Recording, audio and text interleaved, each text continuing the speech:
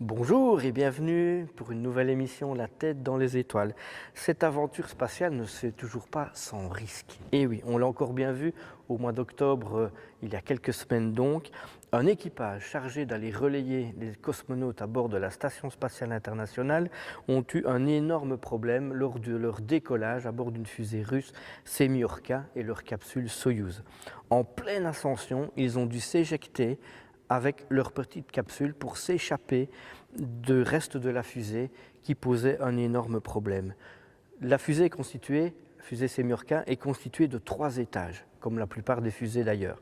Le premier étage est constitué des différents propulseurs qui sont accolés sur le flanc de la fusée, sur le flanc du moteur principal. Parce que là, c'est un deuxième étage qui va se mettre à feu une fois que les premiers propulseurs ont été éjectés. Et puis là, c'est un troisième étage qui permet de satelliser la fusée autour de la Terre. Eh bien, il y a eu un problème lors de l'éjection des 4 premiers moteurs. Un de ces moteurs est resté accroché alors que le deuxième étage s'est déjà mis à feu. Avec la vitesse, évidemment, le premier étage a subi une énorme vibration, a cogné sur le deuxième étage de cette manière assez fréquente, et donc ça a stoppé le moteur du deuxième étage. Conclusion, les astronautes se sont retrouvés brusquement sans aucune propulsion, avec un moteur resté accroché, et ils n'avançaient plus, ils n'accéléraient plus. Et donc ils étaient en vol balistique, 2 minutes 30 après le décollage. Le commandant a très bien réagi, il a immédiatement, grâce à la tour de sauvetage, éjecté la capsule Soyouz, donc la coiffe de la fusée, qui a été éjectée grâce à des petites fusées qui se trouvent sur la tour de sauvetage, et la capsule Soyouz a été projetée. Les astronautes ont pris une énorme accélération.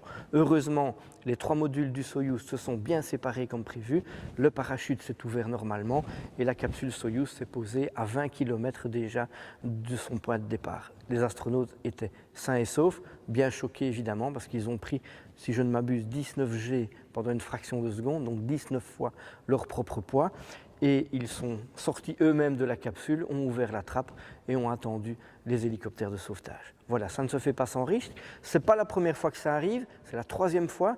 Il y a déjà eu un accident semblable, mais sur le pas de tir cette fois. Au moment du décollage, il y a eu un incendie qui s'est déclaré au premier étage. La fusée n'avait même pas décollé. Le commandant Nafénine 2 a éjecté la capsule. Et là aussi, ils ont eu beaucoup de chance de s'en sortir vivants parce que les jets qui ont été pris étaient vraiment très importants.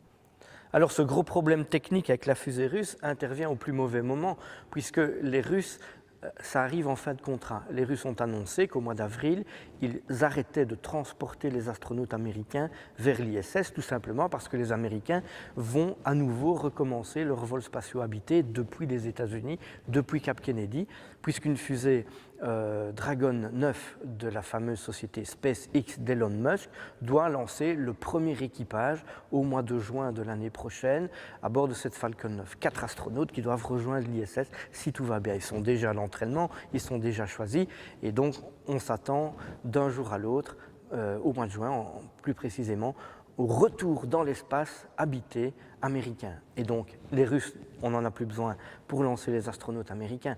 Voilà la Soyouz qui défaille quelques mois avant la fin du contrat. Heureusement, le problème identifié, donc normalement, tout va bien. Il y avait donc à bord de ce Soyouz 2 cosmonautes, un Russe, le commandant de bord, et un Américain, chargés de rejoindre, bien entendu, la Station spatiale internationale, dans laquelle se trouvent, pour le moment, 3 astronautes, dont un Allemand, Alexander Gerst, qui effectue son 2e séjour de 6 mois à bord de l'ISS, devenant ainsi le 2e Européen à séjourner 1 an en 2 séjours cumulés à bord de la Station spatiale internationale. Alors, qu'est-ce qu'ils vont devenir, ceux qui se trouvent là-haut? Voilà que 2 cosmonautes devaient partir pour les relayer et ils ne sont pas partis. Eh bien, ils vont pouvoir être casés. Le problème sur le Soyouz ayant été identifié, ce n'est pas un problème de conception de la fusée, c'est simplement quelque chose qui n'a pas bien fonctionné et donc c'est tout à fait gérable, bien entendu. Conclusion, un équipage devait repartir également avec 3 astronautes au mois de décembre avec un Canadien, David Saint-Jacques. Eh bien, le vol de cet équipage va être avancé d'une quinzaine de jours. Donc, ils vont partir début du mois de décembre et l'équipage qui n'a pas pu partir lui, est programmé pour le mois de janvier. Donc il y aura 3 lancements successifs quasiment d'équipage vers l'ISS. Il ne faut pas que l'équipage qui est là-haut pour le moment ne redescende trop tard parce qu'ils ont un Soyouz à ramener sur Terre. Un Soyouz ne peut pas rester plus de 6 mois dans l'espace en apesanteur en raison de ses carburants, de l'hydrazine qui ne peut pas rester plus de 6 mois en état d'apesanteur. Donc le Soyouz là-haut doit redescendre au plus vite et il ne faut pas non plus laisser la station vide trop longtemps, sinon elle finirait par redégringoler dans les hautes couches de l'atmosphère, ce qui serait évidemment une catastrophe. Voilà, à bientôt pour de nouvelles aventures, la tête dans les étoiles.